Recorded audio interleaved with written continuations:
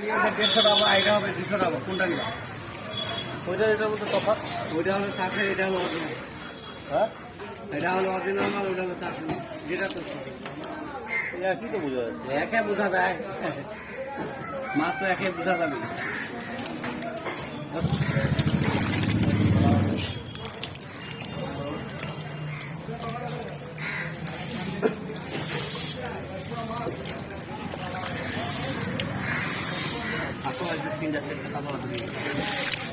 এগুলো চাষের আর ওগুলো হলো বেশি, এটা চাষের ডাইরেক্ট।